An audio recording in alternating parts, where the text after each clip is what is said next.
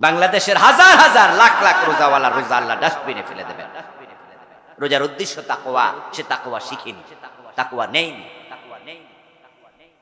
তাকওয়া কি? যে তাকওয়ার জন্য আল্লাহ রোজা ফরজ করলেন, সে তাকওয়াটা কি? বাংলাদেশের লোকেরা তাকওয়ার সংজ্ঞার মাঝেও পেঁচ লাগাইছে। একজন লোক যদি টুপি মাথায় দিয়ে হাঁটে, পাঞ্জাবি গায়ে দিয়ে হাঁটে, তার হাতে একটা তাসবির দানা থাকে আর হাজির রুমাল মাথায় থাকে, তাহলে মানুষ দেখে মনে করবে উনি সবচেয়ে ভালো মানুষ, মুত্তাকি মানুষ। আর সাট গায়ে দিয়ে যদি কেউ কোরআন তেলাওয়াত করে, তাহলে বলবে যে না, এ তো সাট গায়ে দিছে, আবার কিছু না। এই দেশের লোকেরা তাকওয়াকে সূরতে বানিয়েছে, লেবাস। অথচ তাকওয়া কিন্তু সূরতের নাম না, তাকওয়া হলো সিরতের নাম। দাড়ি, টুপি, পাজামা, পাঞ্জাবি এগুলো ইসলামের ছোট ছোট সুন্নাহ। এগুলো লাগবে না তা নয়, এগুলো লাগবে। কিন্তু তাকওয়া আপনার দাড়িতে নাই, তাকওয়া টুপিতে নয়, তাকওয়া পাগড়িতে নয়, তাকওয়া পাঞ্জাবিতে না। প্রিয় নবী তিনবার কলবের দিকে ইশারা করে বলেছেন, আত-তাকওয়া হাহুনা, আত-তাকওয়া হাহুনা। তাকওয়া থাকে তোমার কলবে।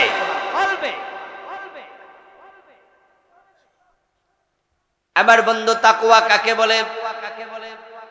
তার সংজ্ঞা হলো হিফজুন নাফস মিম্মা ইউসাম।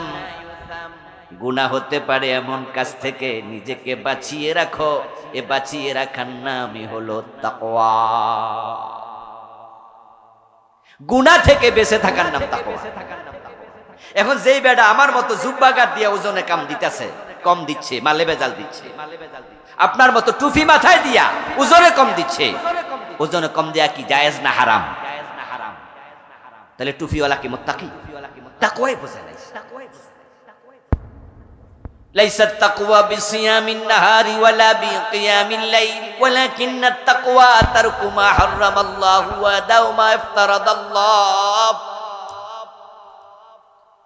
দিনের বেলায় রোজা রাখা, রাতের বেলায় তাহাজ্জুদের বিছানায় দাঁড়ায়া থাকার নাম তাকওয়া নয়। বরং তাকওয়া হলো যত হারাম আছে সব হারাম ছেড়ে দাও, যত ফরজ আছে সব ফরজ আঁকড়াইয়া ধরো, এটার নামই তাকওয়া।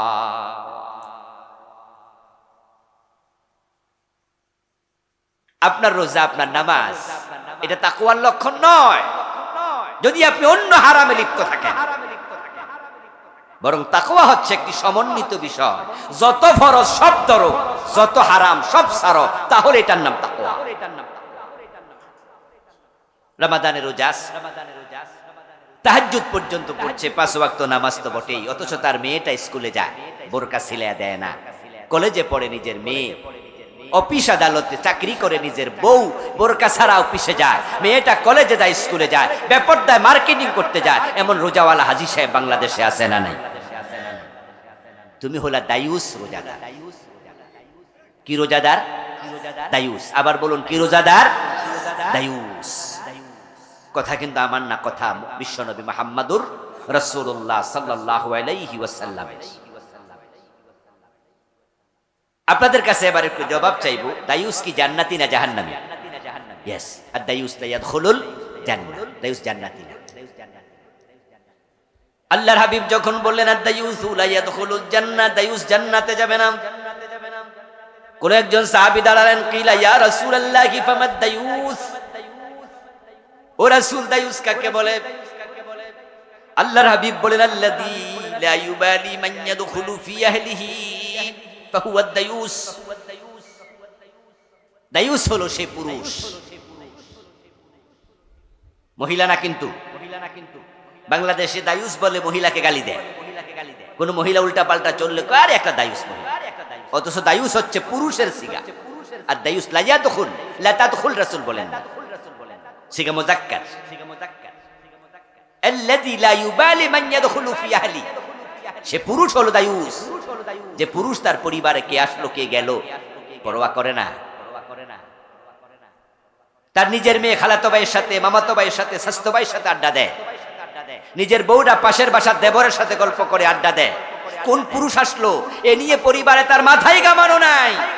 নিজের যুবতী মেয়ে সমবয়সী ছেলের কাছে প্রাইভেট পড়ায়, কলেজে পড়ুয়া ছেলের কাছে স্কুলে পড়ুয়া মেয়ে, ইউনিভার্সিটি পড়ুয়া ছেলের কাছে ইন্টারমিডিয়েটে পড়া মেয়ে প্রাইভেট পড়তে দিয়েছে বেপরদায়, এমন বাবা আছে না নাই? সেটাই হুস।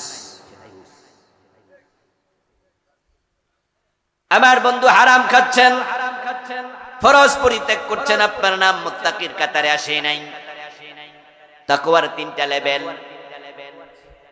এক নাম্বার লেভেল হলো হারাম করা যাবে না, ফরজ ছাড়া যাবে না, তারকু মা হারামাল্লাহ ওয়া আদাউ মা ইফতারাদাল্লাহ। এটা হলো আদ-দারাজাতুল উলা, তাবকাতে উলা, প্রথম লেভেল। এর ভিতরে যদি কারো নাম না ঢোকে, সে তাকওয়ার ক্লাসে ভর্তি হয় নাই। যে সুদের সাথে, ঘোষের সাথে, হারামের সাথে সম্পৃক্ত আছেন, আজকের মাহফিলও 2-4 জন থাকতে পারেন। আপনি রোজা রাখছেন কিন্তু আপনার নাম মুত্তাকির তালিকাতে ঢোকেই নাই। দ্বিতীয় লেভেল হচ্ছে তার হিফজুন নাফস মিম্মা ইউসাম।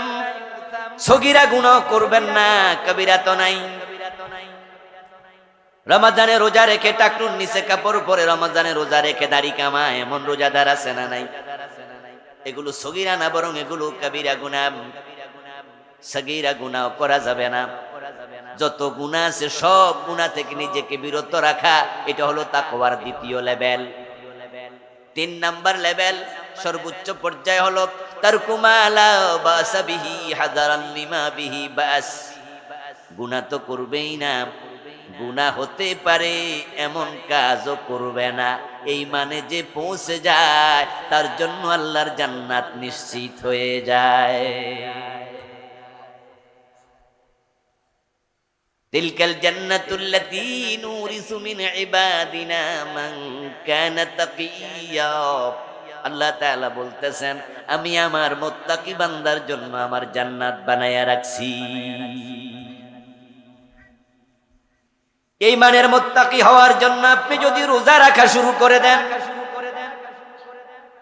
তাহলে আল্লাহর হাবিব সাল্লাল্লাহু আলাইহি ওয়াসাল্লাম আপনার জন্য বলছেন, পুরস্কার ঘোষণা করছেন, মান সামা রমাদানা ঈমানান ওয়া ইহতিসাবান গুফিরা লাহু মা তাকদ্দামা মিন যামবিহি। যে ব্যক্তি ঈমান এবং ইহতিসাবের সাথে রমাদানের রোজা রাখবে, তার আমলনামায় যত গুনাহ ছিল সবগুলা গুনাহ ক্ষমা করে দেয়া হবে। অন্য হাদিসে পাওয়া যায়, মান সামা রমাদানা মিন আউয়ালিহি ইলা আখিরিহি খারাজা মিন যুনুবিহি কায়াউমিন ওয়ালাদাতহু উম্মুহু। রমাদানের শুরু থেকে রমাদানের শেষ পর্যন্ত যে ব্যক্তি রোজা রাখলো, সে এমন ভাবে গুনাহ মুক্ত হবে, মায়ের পেট থেকে গুনাহ মুক্ত অবস্থায় যেমন দুনিয়ায় এসেছিল। এটা বড় সৌভাগ্যের যে আমরা রমাদান পেয়েছি। এই রোজার আগে তো গত বছরের পর থেকে এই 11 মাসে কত মানুষ মরে গেছে। রোজার একদিন আগে মারা গেছে এমন লোক আছে। আপনি মরেন নাই, আপনি বেঁচে আছেন, এটা আপনার সৌভাগ্য। মৃত্যু কামনা করার জন্য ইসলামে জায়েজ নাই, কারণ বেঁচে থাকতে পারাটা এটা আল্লাহর নিয়ামত। আপনি বেঁচে আছেন, আপনি পাপাচারী হলেও তো তওবার সুযোগ আছে, ঠিক না? মরে গেলে কি আর তওবা করা যায়? এইজন্য বেঁচে থাকাটাই নিয়ামত। আর যে বেঁচে থেকে অন্যায় করতে থাকবে তার কথা বলে তো লাভ নাই, এটা তার জন্য গজব। আল্লাহর হাবিবকে প্রশ্ন করা হয়েছিল, আইয়ুন নাসি আফদাল, আইয়ুন নাসি খায়র, হে প্রিয় নবী, সেরা মানুষকে? আল্লাহর হাবিব জবাব দিলেন, মান তালা উমরুহু ওয়া হাসুনা আমালুহু। সেরা মানুষ তো সে যার হায়াত লম্বা হয়, আমলও ভালো হয়। সবচেয়ে খারাপ মানুষ কে? মান তালা উমরুহু ওয়া সাআ আমালুহু। হুজুর, সবচেয়ে খারাপ মানুষ কে? আমি জানতে চাই। রাসূল বলে, যে হায়াত পাইছে লম্বা কিন্তু আমল বড় খারাপ, এটা হলো নিকৃষ্ট মানুষ। আপনি আমি বেঁচে আছি, এই রমাদানের রোজা আপনার জন্য ওয়াশিং মেশিন হতে পারত। 2 দিন 4 দিন 5 দিন জামা কাপড় পরার পরে যখন এটা ময়লা যুক্ত হয়ে যায়, আমরা যারা শহরে থাকে, ওয়াশিং মেশিন অনেকের বাসায় আছে, এরকম যন্ত্র আর কি, গ্রামে সবাই দেখেন নাই, চিনেন না। এর ভিতরে ঢুকাই দিলে তারপরে 2-4-5 মিনিট টিপা দিলে সুইচ মুইচ পরে টান দিবেন, দেখবেন যে একবারে শুকাইয়া বাইরে হয়ে গেছে, ময়লা তো নাই। রোদে যেমনে শুকায় ভিতর থেকে শুকায় বের হয়। রমাদানে আপনি ঢুকেছেন, আপনি বের হবেন 30 দিন পরে। দুটি শর্ত পূর্ণ করে রোজা রাখুন, ঈমানান ওয়া ইহতিসাবা গুফিরা লাহু মা তাকাদ্দামা মিন যামবিহি। আমল নামায় আপনার 30, 40, 50, 100 বছরে যত গুনাহ ছিল, আল্লাহর হাবিব বলেন রমাদানের উসিলায় আল্লাহ তোমার সবগুলা গুনাহ মাফ করে দেবে। সুবহানাল্লাহ। দুটি শর্তে, ঈমান এবং ইহতিসাব। ইজা ফাতা শারতু ফাতাল মাশরু। শরীয়তের একটি বিখ্যাত কায়দা, যখন শর্ত পাওয়া যাবে না, মাশরুত পাওয়া যাবে না। যার জন্য যাহা শর্ত করা হয়, শর্ত থাকে অগ্রগামী আর পরেরটা থাকে তার পরবর্তীতে পশ্চাৎগামী। নামাজের জন্য পবিত্রতা শর্ত, ওযু শর্ত। আপনাদের কাছে আমি একটু জানতে চাইবো, বলুন তো, এই যে নামাজের জন্য ওযু শর্ত, নামাজ আগে না ওযু আগে? ইয়েস, শর্ত আগে থাকে। এখন কোন লোক যদি ওযু না করে নামাজ পড়ে, নামাজ হলো? রোজা থেকে ফজিলত নিয়ে যদি গুনাহ মাফ চান, দুটি শর্ত রাসূল দিলেন, মান সামা রমাদানা ঈমানান ওয়া ইহতিসাবা। যে ব্যক্তি ঈমানের সাথে রোজা রাখবে এবং ইহতিসাবের সাথে রোজা রাখবে, তার আমলনামার সব গুনাহ আল্লাহ মাফ করবে, সগীরা কবিরা সব। মায়ের পেটের নিষ্পাপ শিশুর মতো মাফ হবে। কিন্তু শর্ত পূর্ণ করেন নাই, মাশরুত পাওয়া যাবে না। ওযু করেন নাই, নামাজ পড়লে লাভ নাই। শর্ত পূর্ণ করেন নাই, রোজা রাইখা লাভ নাই। 1 নাম্বার শর্ত ঈমান। এখন এই শর্তের কথা শুনলে এদেশের লোকেরা মনে করে আমরা সবাই তো ঈমানদার। আমি বলি না দোস্ত, সবাই ঈমানদার নাম, কালেমা পড়লে মুমিন হওয়া যায় না। রোজা ফরজ, কোরআনে আছে, রোজা তুমি মেনে নিলা, ওই কোরআনের মাঝে আছে সুর ধরে হাত কাটো, এটাও তো ফরজ, অথচ সুর ধরে হাত কাটা লাগবে। এই কথা শুনলেই রাজনীতির গন্ধ খোঁজে, চেহারা কালো হয়ে যায়। জেনা করলে 100 বেত লাগাতে হবে, এটা তো আল্লাহর কোরআনের মাঝে আছে। এখন যদি বলি জেনা করো, 100 বেত লাগানোর আইন কায়েম করো, কই না এটা আমাদের দেশের আইনে নাই, তো এই আইন কায়েম করো। আল্লাহর বক্তব্য, ইনিল হুকমু ইল্লা লিল্লাহ, আল্লাহ ছাড়া কারো আইন চলবে না, এটাও তো কোরআনে আছে। আল্লাহ তো বলেছেন আলা লাহুল খালকু ওয়াল আমরু, সাবধান, সৃষ্টি যার, আইন চলবে শুধুই তার, এটাও তো কোরআনে আছে। এখন তুমি ওইটা মানো না, রোজা মানো, বোঝা গেল পুরা কোরআনের উপরে এখনো তুমি ঈমান আনতে পারো নাই।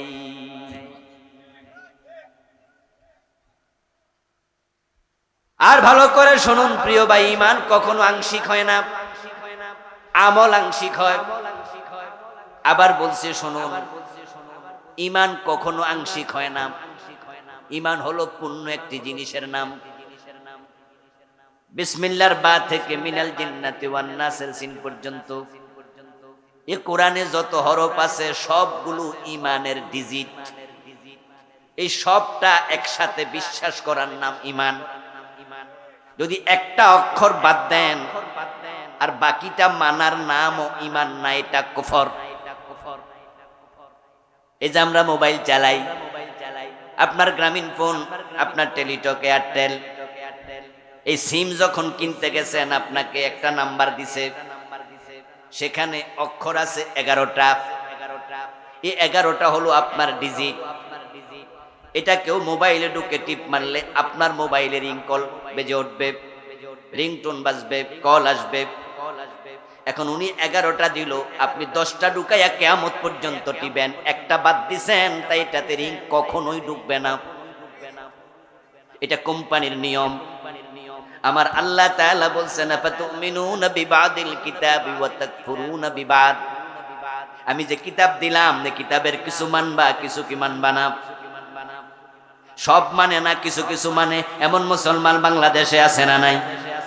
সংখ্যায় কম না বেশি? 92% মুসলমান। আমি তো বলি এত মুসলমান লাগে না। যদি শুধু 51% মুসলমান আল্লাহর কোরআন পুরাটা মানত, কত আগে তো কোরআনের আইনে বাংলাদেশ চলার কথা।